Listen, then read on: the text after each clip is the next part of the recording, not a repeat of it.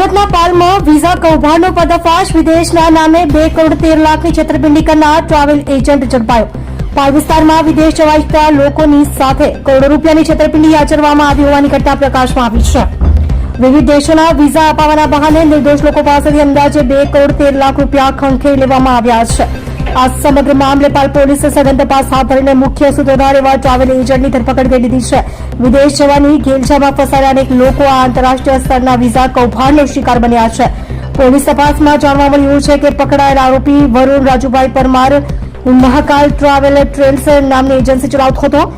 આ એજન્ટ વરુણ પરમારે કુલ 13 જેટલા ક્લાયન્ટોને પોતાની જાળમાં ફસાવ્યા હતા. તેણે લોકોને ફિનલેન્ડના ઈ વર્ક પરમિટ વિઝા અને કેનેડાના પરમિટ વિઝા ખૂબ જ સરળતાથી અપાવી દેવાની લાલચ આપી હતી. ભોગ બનનારા લોકોએ વિદેશ જવાની ઉતાવળમાં એજન્ટની વાતોમાં આવીને લાખોની રકમ ચૂકવી દીધી હતી. કરોડો રૂપિયા પડાવ્યા બાદ એજન્ટ થયો ફરાર. આરોપી એજન્ટ વરુણ પરમારે 13 વ્યક્તિઓ પાસેથી અલગ અલગ સમયે કુલ 2 કરોડ 13 લાખ રૂપિયાની માતબર રકમ પડાવી દીધી હતી. નાણાં મેળવી લીધા બાદ લાંબો સમય વીતવા છતાં વિઝા ન મળતા ક્લાયન્ટોએ પોતાની સાથે છેતરપિંડી થઈ હોવાનો અહેસાસ થયો હતો. છેવટે ભોગ બનનારાઓએ ન્યાય માટે પોલીસ મથકનો સંપર્ક સાધ્યો હતો. પોલીસે આ મામલે ગુનો નોંધી તપાસ તેજ કરી હતી. જે દરમિયાન લાંબા સમયથી નાસફળ આરોપી વરુણને દબોચી લેવામાં સફળતા મળી છે. વિઝા ફ્રોડથી સાવધ રહેવા પોલીસની અપીલ.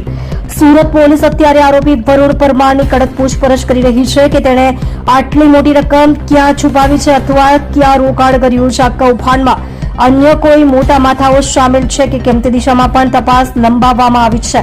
પોલીસે જાહેર જનતાને પણ અપીલ કરી છે કે કોઈ પણ ટ્રાવેલ એજન્ટને નાણાં આપતા પહેલા તેની અધિકૃતતા અને રેકોર્ડની ચકાસણી અચૂક કરવી જોઈએ. સાયબર યુગમાં વધતા જતા વિઝા ફ્રોડના કિસ્સાઓ વચ્ચે સાવચેતી એ જ ઉત્તમ સુરક્ષા.